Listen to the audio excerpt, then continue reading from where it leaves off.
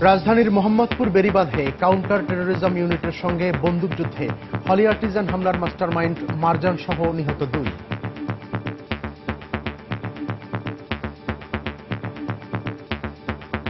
কোন জঙ্গি রেহাই পাবে না বলে হুঁশিয়ারি। আমাদের গোয়েন্দা, আমাদের নিরাপত্তা বাহিনী অত্যন্ত তৎপর রয়েছে। যে কোনোভাবে পালিয়ে থাকবার কোনো অবস্থান বাংলাদেশে থাকবে না। দেখছিলেন প্রধান শিরোনাম। দুপুরের সময়ের সঙ্গে আছি আমি মিজানুর রহমান কবির এবং আমি ফারজানা মোমো। এবার অন্যান্য শীর্ষ সংবাদ। যশোরে টাকা না পেয়ে যুবককে থানায় এনে অমানবিক নির্যাতনের ছবি সামাজিক যোগাযোগ মাধ্যমে ভাইরাল। সমালোচনার ঝড়, পুলিশের তদন্ত কমিটি গঠন। দেশে সপ্তমবারের মতো শুরু হচ্ছে মুক্তিযোদ্ধাদের তালিকা প্রণয়নের কাজ। অতীতের বিভিন্ন তালিকা ত্রুটিপূর্ণ স্বীকার করে মন্ত্রী বলছেন এবার প্রকৃতরাই স্থান পাবেন। সুবিধাজনক না হওয়ায় রাজধানীর 87টি ফুটওভার ব্রিজ ব্যবহার করছেন না পথচারীরা। জনদুর্ভোগের সঙ্গে বাড়ছে দুর্ঘটনাও। সুনির্দিষ্ট পরিকল্পনার অভাব বলছেন বিশেষজ্ঞরা। রাজধানীর গুলশানে ডিএনসিসি মার্কেটে আগুনে রেহাই পাওয়া অংশে দোকান খুলতে শুরু করেছেন ব্যবসায়ীরা। চলছে ধ্বংসস্তূপ সরানোর কাজ। এবং ওয়ানডের পর টি-20 সিরিজও খোয়ালো মাশরাফির দল। বেওভালে দ্বিতীয় ম্যাচে নিউজিল্যান্ডের 47 রানে জয়।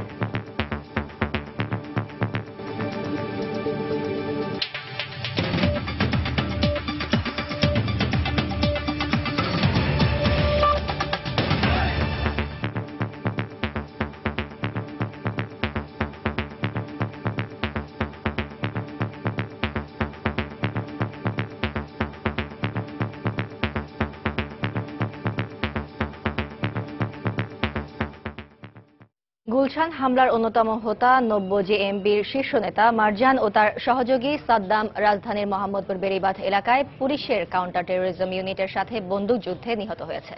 শুক্রবার ভোরে পুলিশের সাথে বন্দুকযুদ্ধে তার মৃত্যু হয় বলে জানা যায়। এদিকে সকালে রাজধানীর ধানমন্ডিতে নিজ বাসায় ব্রিফিংয়ে স্বরাষ্ট্রমন্ত্রী আসাদুজ্জামান খান কামাল বলেন, একের পর এক জঙ্গি নির্মূল হওয়ায় কোণঠাসা হয়ে পড়েছে উগ্রবাদী সংগঠনগুলো।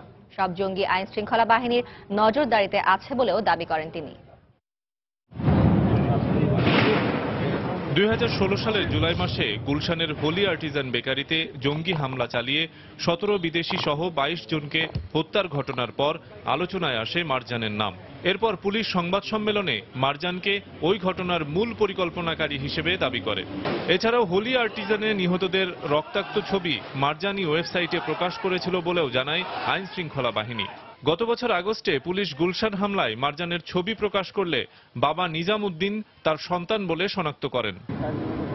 শুক্রবার ভোররাতে মোহাম্মদপুরের বেড়িবাঁধে 2 যুবকের কথিত বন্দুকযুদ্ধে মারা যাওয়ার খবর পাওয়া যায়। সকালে পুলিশের কাউন্টার টেরোরিজম ইউনিট জানায় নিহতদের মধ্যে 90 জেএমবির শীর্ষ নেতা মারজান ও আরেকজন তার সহযোগী সাদ্দাম। পুলিশ জানায় বৃহস্পতিবার রাতে মারজান মোহাম্মদপুর এলাকায় অবস্থান করছে এমন সংবাদের ভিত্তিতে চেকপোস্ট বসানো হয়। পরে মোটরসাইকেল আরোহীর 2 যুবকের সঙ্গে তাদের বন্দুকযুদ্ধ হয়। রাত 3টার সময় ঠিক আছে, তা আমি আর ডরে নামি নাই গাড়ির থেকে। তা আমার গাড়ি হয়েছে ওই যে কোন আসলো গাছের নিচে, এমনি সব দেখা যেতেছে, কোন দেখলো ডরে নামি নাই। কই কি না কি হয়েছে এরকম লাগতেছে, কারণ তা মনে হচ্ছে বোম ফিট করছে কে জানি। কারণ আমরা দেখছি খালি কয়েকটা পাক আওয়াজ হইলো, হওয়ার পরে আমরা এদিকে আসিনি, আমরা দোকানের সামনে থেকে আবার আমরা বাসায় গেছি, দোকান বন্ধ করে। খোঁজ নিয়ে জানা গেছে পাবনা জেলার হেমায়েতপুরের আফুরিয়া গ্রামের নিজাম উদ্দিনের সন্তান নুরুল ইসলাম মারজান চট্টগ্রাম বিশ্ববিদ্যালয়ে আরবি বিভাগে ভর্তি হলেও দ্বিতীয় বর্ষ শেষ করেনি মারজান। 2015 সালে পুলিশের উদ্ধার করা এক নথি থেকে জানা যায় মারজান ছাত্র শিবিরের 2য় স্তরের ক্যাডার সাথী ছিল। 90 জেএমবির সামরিক শাখার প্রশিক্ষকও ছিলেন মারজান। এছাড়াও গুলশান হামলার মূল পরিকল্পনাকারীদেরও একজন সে। এদিকে সকালে রাজধানীর ধানমন্ডিতে স্বরাষ্ট্রমন্ত্রী জানান, একের পর এক জঙ্গি নির্মূলে কোণঠাসা হয়ে পড়েছে উগ্রবাদীরা। উত্তরবঙ্গের সমস্ত হত্যার সাথে মারজানের সহযোগী সাদ্দাম জড়িত ছিল বলেও জানান তিনি। এই যে যত উত্তরবঙ্গে কিলিংগুলি হয়েছে, এর সঙ্গে সাদ্দাম জড়িত ছিল। মারজান হলো এই সমস্ত পরিকল্পনাকারীদের একজন এবং সে একটু উঁচু পর্যায়ের মানে এই সন্ত্রাসীদের নেতৃত্ব দিত। মুসাও বাদ যাবে না, কেউ বাদ যাবে না, আমাদের হাতে খুব শীঘ্রই ধরা পড়বে। এদিকে মারজান তার কৃতকর্মের ফল পেয়েছে বলে মন্তব্য করেছে তার পরিবার। যদি সে এই কাজের সাথে জড়িত হয়, যাদের মাধ্যম দিয়ে গেছে, হয়তো তাদেরকেও আমরা তার বিচার চাই। নব্য জেএমবির অন্যতম নেতা ও তার সহযোগীর লাশ ময়নাতদন্তের জন্য ঢাকা মেডিকেলের মর্গে রাখা হয়েছে। শফিক মোহাম্মদ, সময় সংবাদ, ঢাকা। এই মুহূর্তে রাজধানীর মিন্টো রোডের ডিবি কার্যালয়ে আছেন রিপোর্টার শাহরিয়ার জামান দীপ। আমরা সরাসরি চলে যাচ্ছি তার কাছে। দীপ, ঠিক যেমনটি শুনছিলেন যে নব্য জেএমবির অন্যতম প্রধান নেতা নুরুল ইসলাম মারজান কিন্তু গতকাল রাতে পুলিশের কাউন্টার টেররিজম ইউনিটের সাথে বন্দুকযুদ্ধে মারা গেছেন এবং তার সাথে কিন্তু তার আরেক সহযোগী সাদ্দামও নিহত হয়েছে। এই সাদ্দাম সম্পর্কে একটু বলে নিই আপনাদেরকে। আগে সাদ্দাম কিন্তু অত্যন্ত ভয়ঙ্কর একজন জঙ্গি ছিল, যে আসলে Nurul Islam মারজানের second in command হিসেবে কাজ করত। তো নুরুল ইসলাম মারজানের সবচেয়ে ঘনিষ্ঠ ছিল সে, এবং তার নেতৃত্বে কিন্তু উত্তরাঞ্চলে বিভিন্ন জঙ্গিদেরকে বাছাই প্রক্রিয়া বা জঙ্গিদেরকে মডারেট করার কিন্তু এই সাদ্দামের পক্ষেই দায়িত্ব ছিল। এবং সাদ্দাম কিন্তু বেশ কয়েকটি মামলারও আসামি ছিল উত্তরাঞ্চলে যে হত্যাকাণ্ডগুলি হয়েছে। আর নুরুল ইসলাম মারজান সম্পর্কে যদি বলতে চাই, নুরুল ইসলাম মারজান কিন্তু অপারেশনাল কমান্ডার হিসেবে কাজ করেছে গুলশানের যে হলি আর্টিজানে জঙ্গি হামলা হয়েছে। এই গুলশান হলি আর্টিজানে জঙ্গি হামলা অন্যতম পরিকল্পনাকারীও ছিল হচ্ছে মূলত এই মারজানের কথাটি, এবং মারজানের নামটি আসলে মূলত গোয়েন্দারা পায় হচ্ছে আপনার গুলশানের কল্যাণপুর একটি জঙ্গি আস্তানায় পুলিশ কিছুদিন আগে অভিযান চালায়। সেই হামলায় অভিযান চালানোর পর কিন্তু সেখান থেকে একজন জঙ্গিকে আটক করা হয় এবং ওখানে কিছু আসলে ডিভাইস পাওয়া যায়। সেই ডিভাইসগুলোর মাধ্যমে কিন্তু এই মারজানের নামটি মূলত কাউন্টার টেররিজম হাতে চলে আসে। এরপরের থেকে কিন্তু এই মারজানকে কিন্তু খুঁজছিল আইন শৃঙ্খলা বাহিনী। সর্বশেষ গতকাল রাতে এই মারজানকে কিন্তু খুঁজে পাওয়া গেছে। এর আগে আপনাদেরকে আরেকটু জানিয়ে রাখতে চাই যে এই মারজানের স্ত্রী প্রিয় থেকে কিন্তু আজিমপুর একটি জঙ্গি আস্তানা থেকে গ্রেফতার করা হয়েছিল। এছাড়া কিন্তু আশকোনায় কয়েকদিন আগে একটি জঙ্গি আস্তানা অভিযান চালায় কাউন্টার টেররিজম ইউনিট। সেখান থেকে দুজন নারী জঙ্গি কিন্তু আত্মসমর্পণ করে। তাদের দেওয়া তথ্যের ভিত্তিতে আসলে বেশ কয়েকদিন যাবত বিভিন্ন জঙ্গি আস্তানা অভিযান চলছিল। গতকালও আসলে এরকম একটি অভিযান করা হয়।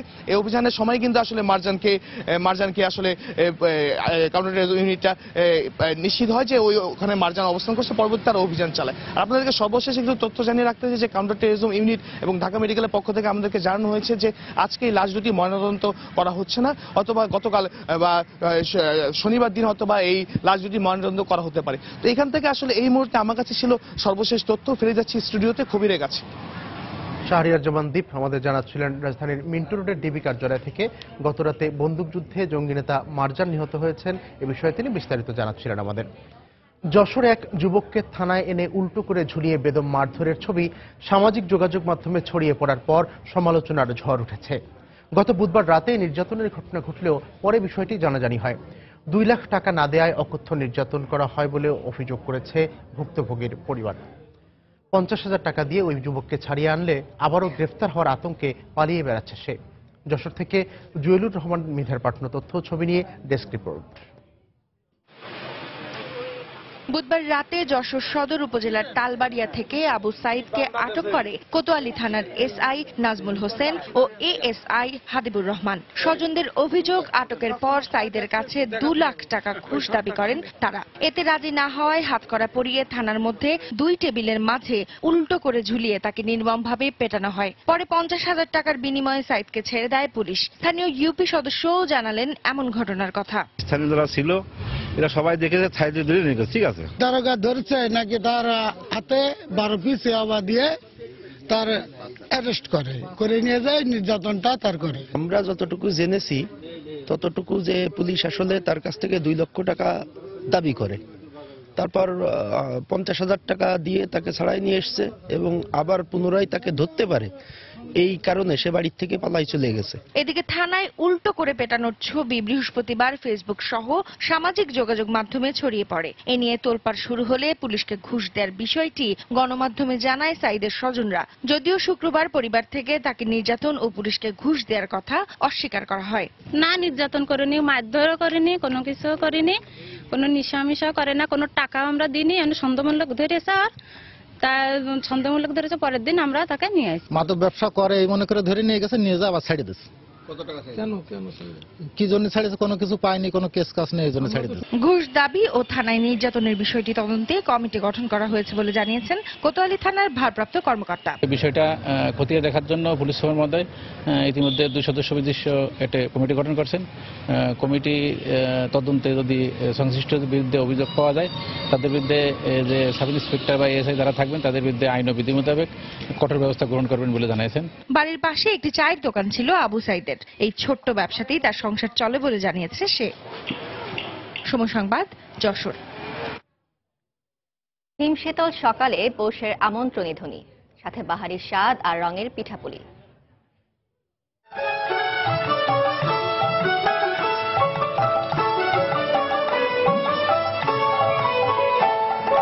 পৌষ তোদের ডাক দিয়েছে, আয় রে চলে আয় আয় আয়, ডালা যে তার ভরেছে আজ পাকা ফসলে মরি হায় হায় হায়, ডালা যে তার ভরেছে আজ পাকা ফসলে মরি হায় হায় হায়। নাগরিক জীবনের কোলাহল এড়িয়ে বাঙালির ঐতিহ্য আর সংস্কৃতিকে মনে করিয়ে দেওয়ার এই আয়োজন নিয়ে রিপোর্টটি থাকছে সংবাদের শেষাংশে। স্বাধীনতার ৪৫ বছরে ৬ বার পরিবর্তন হয়েছে মুক্তিযোদ্ধার তালিকা। নতুন তালিকায় প্রতিবারই বেড়েছে সংখ্যা। 10 বার পাল্টেছে মুক্তিযোদ্ধার সংজ্ঞা। মুক্তিযুদ্ধ গবেষকরা বলছেন, রাজনৈতিক উদ্দেশ্য বা রাষ্ট্রীয় সুবিধা পেতে মুক্তিযোদ্ধার তালিকায় ঢুকে পড়েছে অনেক ভুয়া মুক্তিযোদ্ধা। তাই স্বাধীনতার এত বছর পরেও বিষয়টির সুরাহা না হওয়াকে দুঃখজনক বলে মনে করছেন তারা। এই অবস্থায় আগামীকাল থেকে দেশব্যাপী শুরু হচ্ছে ৭মবারের মতো নতুন তালিকা প্রণয়নের কাজ। প্রকৃত মুক্তিযোদ্ধারাই এ তালিকায় স্থান পাবেন বলে জানিয়েছেন মুক্তিযুদ্ধ বিষয়ক মন্ত্রী। এহসান জুয়েলের রিপোর্ট। একটি পতাকা, একটি স্বাধীন ভূখণ্ডের আশায় 1971 সালে বাঙালির স্বাধীনতা সংগ্রাম। প্রথম মুক্তিযোদ্ধাদের তালিকা তৈরির কাজটি হয়েছিল 1984 সালে। সেই তালিকায় মুক্তিযোদ্ধার সংখ্যা ছিল 1,02,500। 1988 সালে তা নেমে আসে 70,000-এ। এরপর সরকার পরিবর্তনের সঙ্গে সঙ্গে নতুন নতুন তালিকায় ক্রমাগত বেড়েছে মুক্তিযোদ্ধার সংখ্যা। এছাড়া বিভিন্ন সরকারের আমলে পরিবর্তন করা হয় মুক্তিযোদ্ধাদের সংজ্ঞাও। বিষয়টি গড়ায় আদালত পর্যন্ত। সবশেষ গত বছরের 6 নভেম্বর মুক্তিযুদ্ধ বিষয়ক মন্ত্রণালয় নতুন করে সংজ্ঞা নির্ধারণ করে প্রজ্ঞাপন জারি করে। পৃথিবীর কোন দেশে যারা মাতৃভূমির জন্য যুদ্ধ করে তাদের তালিকা করা হয় নাই। বাংলাদেশ যেহেতু পৃথিবীর একমাত্র সব সম্ভবের দেশ, সেই জন্য সেখানে মুক্তিযোদ্ধাদের তালিকা করা হয়েছে এবং যারা স্বাধীনতা বিরোধী তাদের তালিকা করা হয়নি। যখনই তাদের সুযোগ সুবিধা তাদের নাতি নাতনি পর্যন্ত দেওয়া হচ্ছে, যেটা একটা অ্যাবসার্ড ব্যাপার, এই কারণে কিন্তু এই সমস্যাগুলির সৃষ্টি হচ্ছে। আমলারা সিদ্ধান্ত নিচ্ছেন কে মুক্তিযোদ্ধা কে মুক্তিযোদ্ধা নয়, এবং এর চূড়ান্ত অপব্যবহার আমরা দেখেছি এই গত তালিকা তৈরি করবার সময়, যে আমলারা যে মুক্তিযুদ্ধ মন্ত্রণালয়ের সচিব বা অন্যান্য কর্মকর্তারা নিজেদেরকে মুক্তিযোদ্ধা বানিয়ে ফেলেছেন। সবশেষ তালিকা প্রণয়নের উদ্দেশ্যে 2014 সালের 31 অক্টোবরের মধ্যে অনলাইনে আবেদন করতে বলা হয়। এরপর বেশ কয়েকজন সরকারি কর্মকর্তার ভুয়া মুক্তিযোদ্ধা সনদের বিষয়ে তদন্ত শুরু করে দুদক। এই অবস্থায় 7 জানুয়ারি থেকে আবেদন যাচাই বাছাইয়ের সিদ্ধান্ত নেওয়া হয়েছে। সংজ্ঞা না থাকার কারণে এক একজন এক এক বিবেচনায় তালিকা করেছেন, সেই জন্য এটা ত্রুটিপূর্ণ হয়েছে। অনলাইনে যারা আবেদন করেছেন, যত গেজেট আছে, আমরা যত সাময়িক সনদপত্র দিয়েছি, সবকিছুই লাল মুক্তিবার্তা এবং ভারতের তালিকার বাইরে যারা আছে সবাই যাচাই বাছাইয়ের অন্তর্ভুক্ত হবেন। মুক্তিযোদ্ধার তালিকার মধ্যে যাদের বিরুদ্ধে অভিযোগ আছে কেবল তাদেরটাই যাচাই বাছাই করা হবে। এছাড়া 2015 সালে বীরাঙ্গনাদের মুক্তিযোদ্ধার স্বীকৃতি দিয়ে গেজেট প্রকাশ করা হয়। সবশেষ গত 3 জানুয়ারি 2367 জন গেরিলাকে মুক্তিযোদ্ধা হিসাবে স্বীকৃতি দিতে হাইকোর্টের রায় বহাল রেখেছেন আপিল বিভাগ। দেশকে স্বাধীন করার জন্য যারা জীবন বাজি ধরেছিলেন, বিজয়ের 4 দশক পরে এসেও তাদের তালিকা নিয়ে এতবার কাটাছেঁড়া করা নিঃসন্দেহে মহান মুক্তিযুদ্ধের অর্জনের সঙ্গে সংগতিপূর্ণ নয়। তবে সরকার বলছে, সব দিক বিবেচনা করে এবার এমনভাবে তালিকাটি প্রণয়ন করা হবে যেন এতে আর অষ্টমবারের মতো হাত দেওয়ার প্রয়োজন না পড়ে। নতুন এই তালিকায় প্রকৃত মুক্তিযোদ্ধাদের অন্তর্ভুক্তি করার পাশাপাশি একই সঙ্গে গুরুত্ব দেওয়া হবে আগের তালিকা থেকে ভুয়া মুক্তিযোদ্ধাদের বাদ দেওয়ার বিষয়টিও। এহসান জুয়েল, সময় সংবাদ, ঢাকা। দুপুরের সময়ে আরো থাকছে। সিলেটে যাবজ্জীবন সাজাপ্রাপ্ত আসামির পরিবর্তে হতভাগ্য ব্যক্তির কারাভোগের ঘটনা তদন্তে বিচার বিভাগীয় কমিটি গঠন। রিপোর্ট জমা দেওয়া হবে 3 দিনের মধ্যে।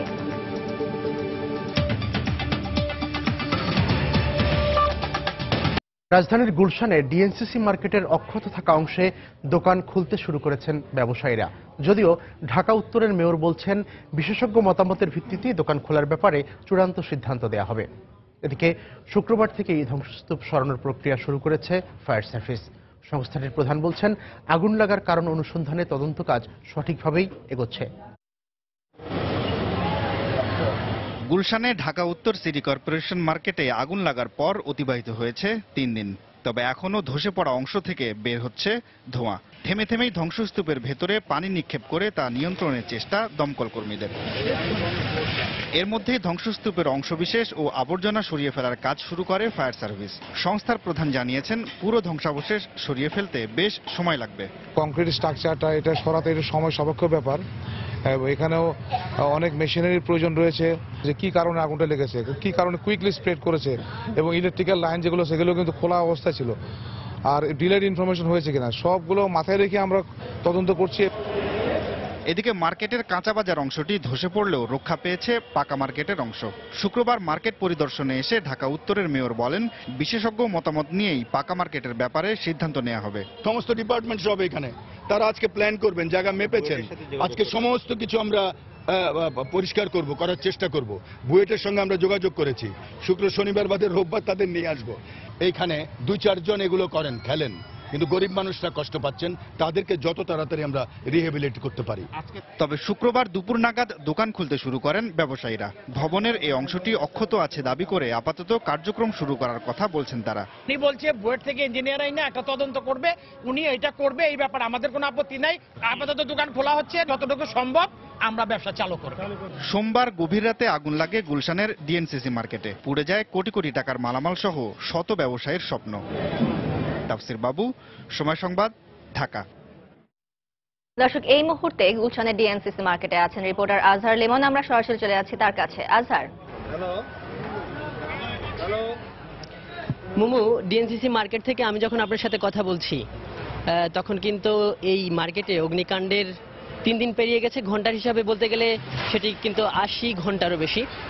আপনাকে আমি যদি একটু দেখাই যে এখনো কিন্তু মার্কেটের ভেতর থেকে ধোঁয়া বের হচ্ছে, এবং এই আশেপাশে এখনো কিন্তু ফায়ার সার্ভিসের কর্মীরা এই আগুন চূড়ান্তভাবে নির্বাপনের জন্য কাজ করছে। তো এই ধোঁয়া কেন বেরোচ্ছে বা এখনকার পর্যন্ত কাজের পরিস্থিতি জানার জন্য আমি একটু এখানকার অপারেশন ইনচার্জ আব্দুল সালাম সাহেবের সাথে কথা বলতে যাচ্ছি। উনি মূলত এই বাড়িধারা জোনের স্টেশন অফিসার। সালাম ভাই, আসলে কাজের অগ্রগতি কি? কাজ আলহামদুলিল্লাহ, যে বিল্ডিং বিধ্বস্তের পর থেকে আমরা আগুন মোটামুটি কন্ট্রোল করেছি। প্রথম দিনই 5টার সময় আগুন নিয়ন্ত্রণে সে মেসেজ দেওয়া হয়েছে আর কি, এবং নিয়ন্ত্রণ করে ফেলেছি। তো এখন বেসিক্যালি আপনারা দেখতে পাচ্ছেন যে এখানে আপনার সিটি কর্পোরেশন সে হচ্ছে ডেব্রিজ ক্লিয়ারেন্স করছে। জাস্ট আমরা এখানে সতর্ক অবস্থায়। চূড়ান্তভাবে এই কাজ শেষ হওয়ার জন্য বা আপনাদের যদি এটা অগ্নি নির্বাপন বা উদ্ধার অভিযান বলেন, সেটি শেষ হতে আর কত সময় লাগবে? বেসিক্যালি এই বিল্ডিংটা এখন ডেব্রিজ ক্লিয়ারেন্স হচ্ছে বা ভেঙে সরাচ্ছে। যেহেতু বিল্ডিংটা pancake type building collapsed, so এর ভিতরে কিন্তু যতক্ষণ পর্যন্ত এই বিল্ডিংটা ক্লিয়ার করবে ততক্ষণ আমরা এখানে স্ট্যান্ড বাই থাকবো, যাতে কোনো ধরনের দুর্ঘটনা বাড়তে না পারে। আচ্ছা মোমো, আপনাকে একটু জানিয়ে রাখি যে এই ধ্বংসস্তূপ সরানো হলেই ফায়ার সার্ভিস বলছে যে এই ডিএনসিসি মার্কেটের অগ্নিকাণ্ডের চূড়ান্ত অভিযান বা সমাপনী করা যাবে বা এই উদ্ধার কাজ শেষ করা যাবে বলছে। কিন্তু আপনি জানেন যে এই ধ্বংসস্তূপ সরানোর যে দায়িত্ব, এটা কিন্তু মূলত সিটি কর্পোরেশনের, এবং এই ধরনের ইকুইপমেন্ট কিন্তু আসলে ফায়ার সার্ভিসের কাছে থাকে না। তো এই ধ্বংসস্তূপ সরানোটা আসলে যত দেরি হবে, মূলত এই অগ্নি নির্বাপন কাজটা বা এই অভিযান শেষ করার আসলে ততটা দেরি হবে। আপনাকে আরেকটু জানিয়ে রাখতে চাই যে এখানে কিন্তু সিটি কর্পোরেশন এখন কাজ করছে, আর বিকালে এই অগ্নিকাণ্ডের চূড়ান্ত পরিস্থিতি সম্পর্কে জানানোর জন্য কিন্তু ফায়ার সার্ভিস থেকে একটি ব্রিফিং এর কথা জানানো হয়েছে। মুমু, এই ছিল ডিএনসিসি মার্কেট থেকে সর্বশেষ। দর্শক, এতক্ষণ গুলশানের ডিএনসিসি মার্কেট থেকে রিপোর্টার আজহার লিমন জানাচ্ছিলেন সেখানে ধ্বংসস্তূপ সরানোর সবশেষ খবর। দেখছেন বিএনপির স্থায়ী কমিটির সদস্য মওদুদ আহমদ বলেছেন, 5ই জানুয়ারি নির্বাচনকে গণতন্ত্রের বিজয় দিবস আখ্যা দিয়ে ক্ষমতাসীনরা জাতিসংঘে প্রতারণা করেছে। কোনো সরকারই শেষ সরকার নয় বলে মন্তব্য করে তিনি আরো বলেন, ক্ষমতা থেকে বিদায় নেওয়ার পরই তাদের চূড়ান্ত মূল্যায়ন করবেন জনগণ। দুপুরে জাতীয় প্রেস ক্লাবে আয়োজিত এক আলোচনা অনুষ্ঠানে তিনি বক্তব্য রাখেন।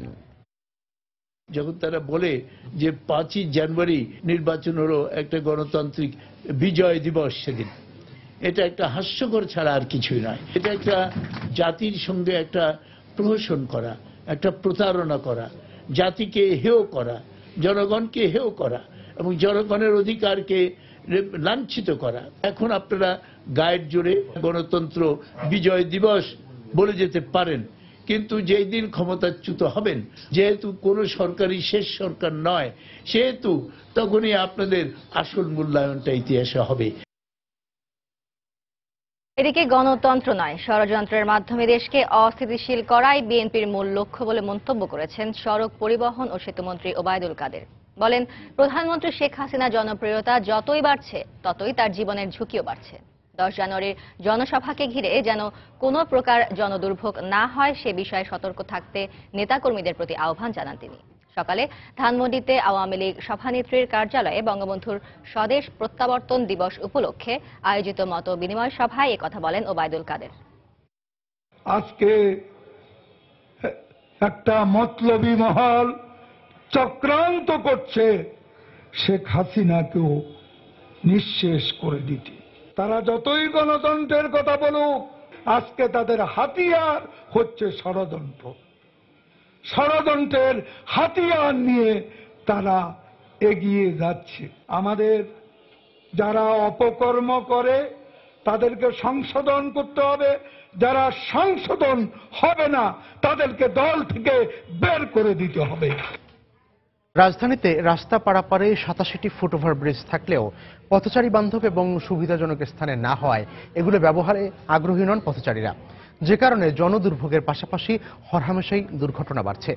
নগর পরিকল্পনাবিদরা বলছেন, 47% মানুষ পায়ে চলাচলের এই নগরীতে সুনির্দিষ্ট পরিকল্পনা এবং সমীক্ষা ছাড়া যেখানে সেখানে ফুটওভার ব্রিজ নির্মাণ করা হয়েছে। রিপোর্ট মৌসুমী মোয়েট। প্রায় 2 কোটি মানুষের নগর ঢাকায় ব্যস্ততার আড়ালে ঢাকা পড়ে যায় সবকিছু। জীবন এখানে চলে ঘড়ির কাঁটা মেপে, তাই ফুট ওভার ব্রিজ থাকার পরেও ঝুঁকি নিয়েই রাস্তা পার হন সবাই। নোংরা, ভাঙাচোরা অবস্থা, হকারদের দখল এবং নিরাপত্তা না থাকায় ফুট ওভার ব্রিজগুলো ব্যবহার করতে চান না তারা। সরজমিনে দেখা গেছে কোথাও স্বাভাবিক ব্যস্ততা, কোথাও সারাদিনে লোক খুঁজে পাওয়াই কঠিন, আবার কোথাও হকারের উৎপাতে পা রাখাই দায়। ব্যস্ততম অনেক জায়গাতেই ফুট ওভার ব্রিজ না থাকায় জীবনের ঝুঁকি নিয়ে ছুটছে মানুষ। আবার সিঁড়ির উচ্চতা বেশি হওয়ায় ফুট ওভার ব্রিজগুলো ব্যবহার করতে অসুবিধায় পড়ছেন বয়স্ক ও রোগীরা। উঠায় অনেক কষ্ট হয়, অর্ধেক উঠার পরে দাঁড়ায় থাকতে হয়। সিঁড়ি উচ্চতা বেশি, এজন্য আরো উঠতে পারি না। যেখানে সেখানে ফুট ওভার ব্রিজ করার কারণে সিটি কর্পোরেশনকে দুষছেন নগর পরিকল্পনাবিদরা। আর নিজেদের সীমাবদ্ধতা মেনে নিয়ে সিটি কর্পোরেশন বলছে আগামী 2-1 মাসের মধ্যেই এর সমাধান করা হবে। পরিকল্পনাবিদদের সংশ্লিষ্ট না করে এবং সমীক্ষা না করে ফুট ওভার ব্রিজের অবস্থান নির্ণয় করা কোথায় হবে, ফলে এগুলো এখন ভাসমান মানুষ অথবা ড্রাগ এডিক্টদের পাল্লায় পড়েছে। সব বিষয়গুলো নিয়ে এখন অ্যাড্রেস করা হচ্ছে এবং আমাদের কেস প্রজেক্টের আওতায় যে ফুট ওভার ব্রিজগুলো রয়েছে সেগুলোকে নতুনভাবে করা হচ্ছে। 2-1 মাসের মধ্যে শেষ হবে বলে আমরা আশা করছি। অন্যদিকে বনানীতে চলন্ত যান্ত্রিক সিঁড়ির চাকচিক্যে পথচারীরা আগ্রহী হলেও দিনের আলো ফুরিয়ে গেলে সেটিও ঝুঁকিতে পরিণত হয়। চলন্ত সিঁড়ি তো এখানে সমস্যা তো গুরুতর। আমি নিজেই তো হোঁচট খেয়ে পড়ে যেতে নিয়েছিলাম। আমি একা, যদি ছিনতাইকারী ধরে যা পায় তা নিয়ে যাবে।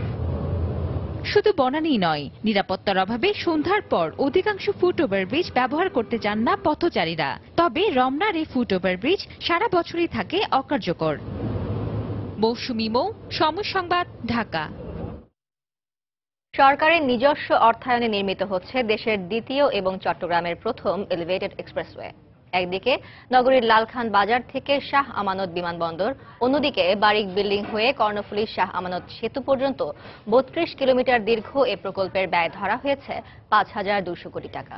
তবে আগের ফ্লাইওভারগুলো কার্যকর না থাকায় বিশাল এ প্রকল্পের সফলতা নিয়ে সন্দিহান নগর পরিকল্পনাবিদরা। বিস্তারিত জানাচ্ছেন কমল দে।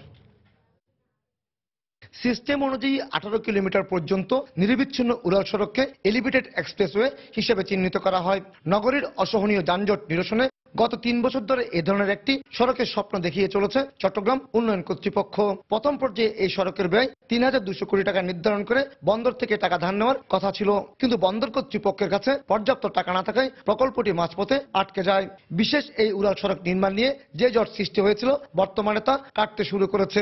সরকারের অর্থায়নে এই এলিভেটেড এক্সপ্রেসওয়ে হবে মোটলে 25 কিলোমিটার। আপাতত আমরা 18 কিলোমিটারের প্রকল্প সাবমিট করেছি 32 কোটি টাকা ব্যয়ে, আর 25 কিলোমিটার যখন হবে এটা 5,200 কোটি টাকা হবে। এমনিতে 500 কোটি টাকা খরচ করে নির্মিত বহদ্দারহাট, কদমতলী এবং দেওয়ানহাট ফ্লাইওভার দিয়ে যানবাহন চলছে না। এই অবস্থায় নতুন এই এলিভেটেড এক্সপ্রেসওয়ে কতটা কার্যকর হবে তা নিয়ে প্রশ্ন তুলছেন নগরবিদরা। কেন হয়নি, কি জন্য হয়নি, এই জিনিসগুলো ইভ্যালুয়েট করে তারপর যদি এলিভেটেড এক্সপ্রেসওয়ের কাজটা হাতে নেয় তাহলে সেটা ভালো হবে, আর নাইলে সেটাও এরকম হবে। সিডিএ কর্মকর্তারা জানিয়েছেন 3টি ভাগে ভাগ করে এই প্রকল্পটি বাস্তবায়ন করা হবে। প্রথম পর্যায়ে শাহ আমানত সেতু থেকে বারিক বিল্ডিং মোড়, দ্বিতীয় পর্যায়ে বারিক বিল্ডিং মোড় থেকে লালখান বাজার পর্যন্ত 25 কিলোমিটার উড়াল সড়ক করা হবে। কিন্তু প্রকল্প বাস্তবায়নে সিডিএর সাথে একমত নন নগর পরিকল্পনাবিদরা। যেহেতু এটা এখনো ডিজাইন স্টেজে, সেজন্য আমার মতে গভর্নমেন্টের উচিত এটার বিকল্প লেস কস্টলি অপশনগুলো নিয়ে একটু ভাবা। এটা কেন আমি বলছি, কারণ হচ্ছে চট্টগ্রাম শহর এখনো ঢাকা হয়ে যায়নি, আমাদের এখনো বিস্তর পতিত জায়গা আছে। তবে এলিভেটেড এক্সপ্রেসওয়েকে কার্যকর করতে আগ্রাবাদ, বারিক বিল্ডিং মোড়, নিমতলী বিশ্ব রোড, কাস্টমস মোড়, সলগলা ক্রসিং, ইপিজেড মোড় এবং সিমেন্ট ক্রসিং মোড়ের মতো গুরুত্বপূর্ণ স্থানে গাড়ি ওঠানামা করানোর জন্য লুপ রাখা হবে বলে জানিয়েছেন প্রকল্প সংশ্লিষ্টরা। কমল দে, সময় সংবাদ, চট্টগ্রাম। দুপুরের সময় আরো থাকছে। Obviously, I'd like to thank the mainstream film industry for giving better life. ভারতের শক্তিমান অভিনেতা ওম পুরী আর নেই। হৃদরোগে আক্রান্ত হয়ে মারা গেছেন মুম্বাইয়ের নিজ বাড়িতে।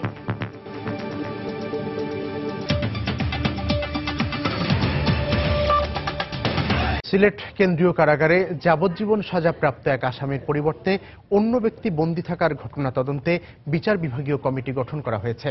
সকালে সময় সংবাদকে এই তথ্য নিশ্চিত করেছেন জেলার অতিরিক্ত ম্যাজিস্ট্রেট আবু সাফায়াত মোহাম্মদ শাহিদুল ইসলাম।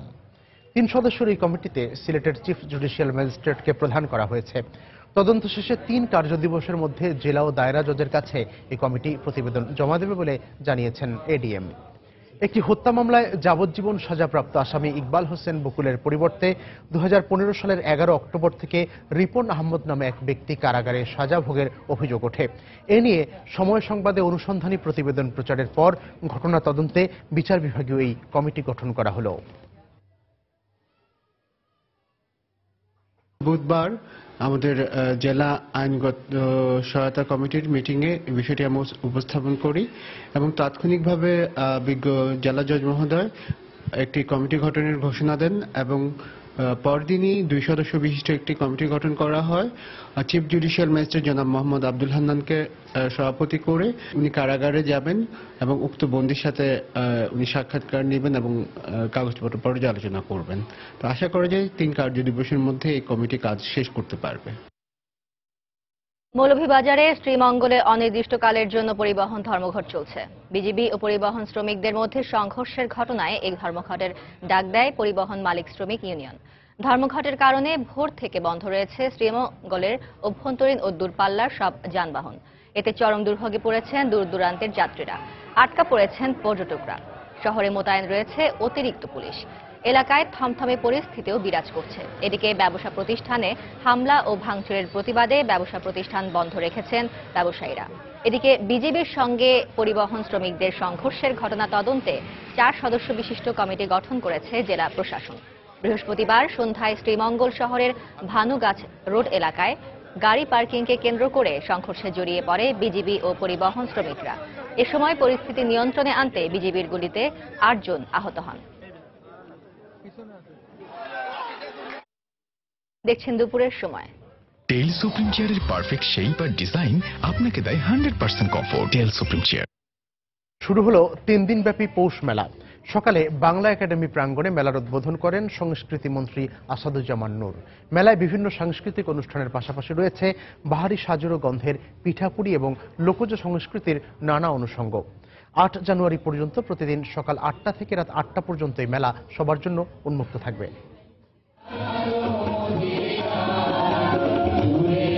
আমন্ত্রণী ধ্বনি এভাবেই ছড়িয়ে পড়ছিল পৌষ মেলা প্রাঙ্গণে। হিমশীতল সকালে গানে গানে শুরু হয় পৌষ উৎসবের। আইলা জ্বালিয়ে এর আনুষ্ঠানিক সূচনা করেন সংস্কৃতি মন্ত্রী। বাংলা একাডেমির নজরুল মঞ্চে মন্ত্রীর সঙ্গে ছিলেন সাংস্কৃতিক অঙ্গনের পুরোধা ব্যক্তিত্বরা। বক্তব্যে মন্ত্রী বললেন, এই মেলা বাঙালির হাজার বছরের সংস্কৃতিকে তুলে ধরার উপলক্ষ। এই ধরনের অনুষ্ঠানগুলো আমরা যত বেশি করতে পারি ততই আমরা একটা সংস্কৃতি চর্চার মধ্য দিয়ে একটি জাতি হিসেবে গড়ে উঠব, যে জাতি শুধু অর্থনীতিতে অগ্রসর নয়, একটি মানবিক সমাজ গঠনের লক্ষ্যেও আমরা যাত্রা শুরু করেছি। নাগরিক জীবনে অভ্যস্ত বাঙালির ঐতিহ্য আর হারিয়ে যাওয়া সুর নতুন করে মনে করিয়ে দিল শিল্পীরা। গান, কবিতা আর নাচে তুলে ধরা হলো আবহমান বাঙালির জীবন কথা। এছাড়াও বাংলাদেশের বিভিন্ন অঞ্চলের পিঠাপুলির আয়োজন গ্রামে ফেলে আসা দিনের কথা মনে করিয়ে দেয়। রমনা প্রাঙ্গণের ধারাবাহিকতা ভেঙে এবার পৌষ মেলা উদযাপিত হলো বাংলা একাডেমি প্রাঙ্গণে। আগত সবার কণ্ঠে ছিল উচ্ছ্বাস। আমরা যারা বাঙালি তারা আমরা এই উৎসবগুলোকে সার্বজনীন মনে করি সবার জন্য, এবং সেটা আমাদের পরবর্তী প্রজন্ম এটা থেকে জেনে তারা পরবর্তী আরেক প্রজন্মে পৌঁছে দিতে পারবে। নাচ গান এগুলো দেখছি, তারপর আবৃত্তি দেখেছি। এই উৎসবগুলোর মাধ্যমে আমরা ঠিক সে আমাদের যে মাটির টান বলে, আমরা সেই মাটির মার কাছে ফিরে আসছি। 18 বছরে নগর ঢাকার পৌষ উৎসব। প্রতি বছর এই মেলা আমাদের লোকজ সংস্কৃতির কাছাকাছি যেমনি নিয়ে যায়, তেমনি ভাবে হাজার বছরের বাঙালির গৌরবের সংস্কৃতিকে চেনার নতুন উপলক্ষ হয়ে ওঠে। তরিকুল ইসলাম সৌরভ, সময় সংবাদ, ঢাকা। ঢাকা বিশ্ববিদ্যালয়ের শামসুন্নাহার হলের অ্যালামনাই অ্যাসোসিয়েশনের তৃতীয় পুনর্মিলনী অনুষ্ঠিত হচ্ছে আজ। এ উপলক্ষে দিনভর নানা অনুষ্ঠানের আয়োজন করেছে সংগঠনটি। সকালে জাতীয় সঙ্গীতের সঙ্গে জাতীয় পতাকা উত্তোলনের মাধ্যমে দিনের কার্যক্রম শুরু করেন অর্থমন্ত্রী আবুল মাল আব্দুল মুহিত। এ সময় বেলুন ও পায়রা উড়িয়ে আনুষ্ঠানিকভাবে এবারের অ্যালামনাই মিলন মেলার উদ্বোধনের করেন অর্থমন্ত্রী। পরে হল অডিটোরিয়ামে আয়োজিত অনুষ্ঠানে অ্যাসোসিয়েশনের পক্ষ থেকে সাবেক 10 ছাত্রীকে বিশেষ সম্মাননা দেয়া হয়। আবুল মাল আব্দুল মুহিত দেশের উন্নয়নে দেশ গড়ার কাজে এগিয়ে আসতে সব ছাত্রীদের আহ্বান জানান। অনুষ্ঠানে বিশেষ অতিথি হিসেবে ছিলেন নারী ও শিশু বিষয়ক প্রতিমন্ত্রী মেহের আফরোজ চুমকি ও ঢাকা বিশ্ববিদ্যালয়ের উপাচার্য আ.ম.স. আরেফিন সিদ্দিক। দেশের বাইরের খবর। ভারতের প্রখ্যাত অভিনেতা ওম পুরী আর নেই। শুক্রবার মুম্বাইয়ের নিজ বাড়িতে হৃদরোগে আক্রান্ত হয়ে তিনি মারা যান। মৃত্যুকালে তার বয়স হয়েছিল 66 বছর। মুম্বাইয়ের বাণিজ্যিক চলচ্চিত্র থেকে শুরু করে বিকল্প ধারার ছবিতে অনবদ্য অভিনয় দর্শকদের মন জয় করেছেন তিনি। অর্জন করেছেন পদ্মশ্রী সহ আজীবন সম্মাননা পুরস্কারও। এই প্রথিতযশা শিল্পীর মৃত্যুতে শোক জানিয়েছেন প্রধানমন্ত্রী নরেন্দ্র মোদী সহ বিভিন্ন রাজ্যের মুখ্যমন্ত্রীও। কখনো তিনি এক বিদ্রোহী মার্ক্সবাদী নেতা, কখনো বা গোয়েন্দা কর্মকর্তা, আবার কখনো গ্রামের সেই কৃপণ বুড়ো লোক। চলচ্চিত্রের এমন বৈচিত্র্যময় চরিত্রে মুহূর্তেই নিজেকে অবগাহন করতে পেরেছেন ভারতের প্রখ্যাত অভিনেতা ওম পুরী। শুধু মুম্বাইয়ে নয়, পাকিস্তান, হলিউড, এমনকি ব্রিটিশ চলচ্চিত্রে তার অসাধারণ অভিনয় বিশ্বজুড়ে প্রশংসা কুড়িয়েছে।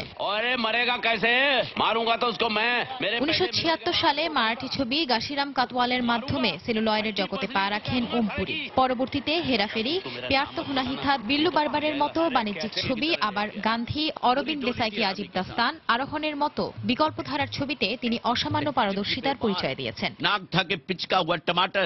বিদেশি ছবি East is East, jewel, crown, city of joy তাকে বহির্বিশ্বের চলচ্চিত্র অঙ্গনেও ব্যাপক জনপ্রিয় করে তোলে।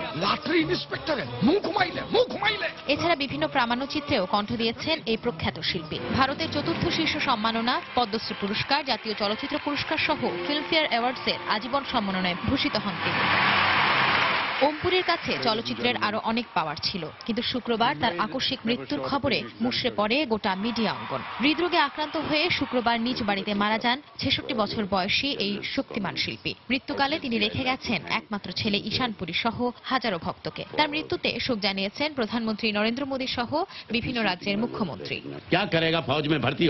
1950 সালের 18 অক্টোবর পাঞ্জাবের পাটিয়ালা পরিবারে জন্মগ্রহণ করেন ওম পুরী। ছোটবেলা থেকে অভিনয়ের প্রতি প্রবল আগ্রহ থেকেই তিনি পুনের চলচ্চিত্র ও টেলিভিশন ইনস্টিটিউশন ও দিল্লির জাতীয় নাট্যালয় থেকে ডিগ্রি অর্জন করেন। সহপাঠী হিসেবে কাছে পেয়েছিলেন নাসিরুদ্দিন শাহের মতো অভিনেতাকে। ওমপুরি চলে গেলেও তার অনবদ্য কণ্ঠ ও অভিনয় সবার মনে চিরভাস্বর হয়ে থাকবে।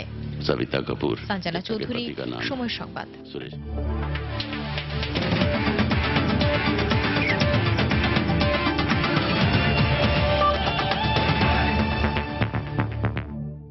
পারল না বাংলাদেশ। বে ওভারের সিরিজ বাঁচানোর ম্যাচে নিউজিল্যান্ডের কাছে 47 রানে হারল মাশরাফির দল। ফলে এক ম্যাচ হাতে রেখে ওয়ানডের পর টি-20 সিরিজও জিতল স্বাগতিক নিউজিল্যান্ড।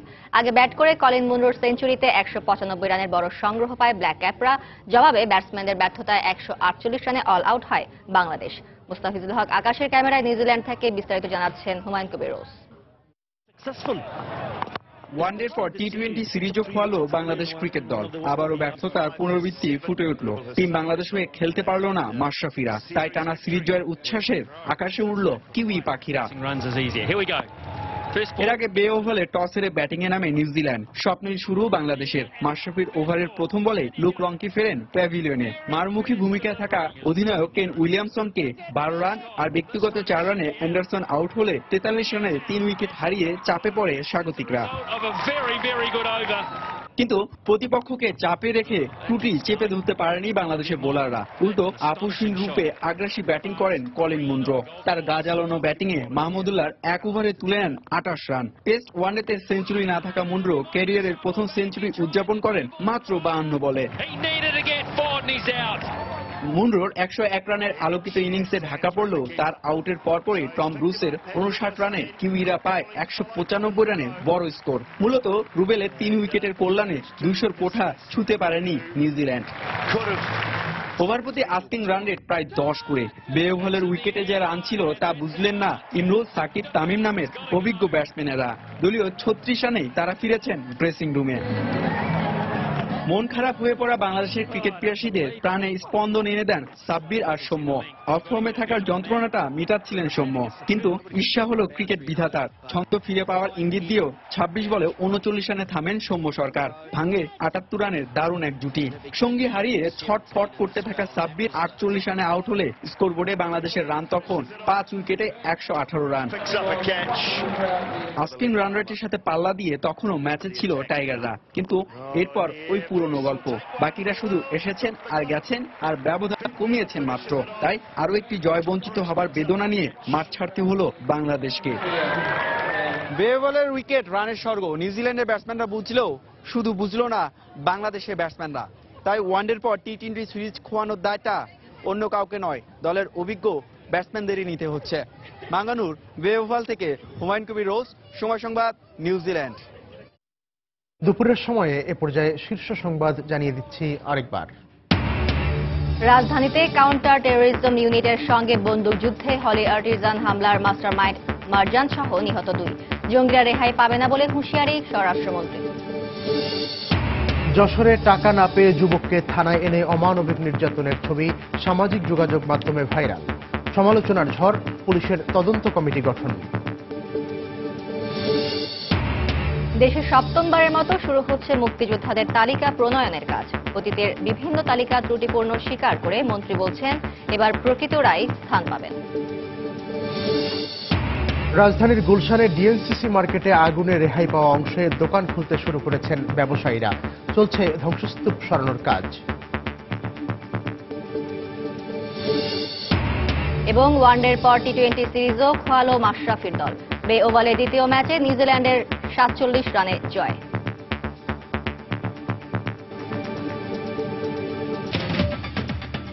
এই ছিল দুপুরের সময়।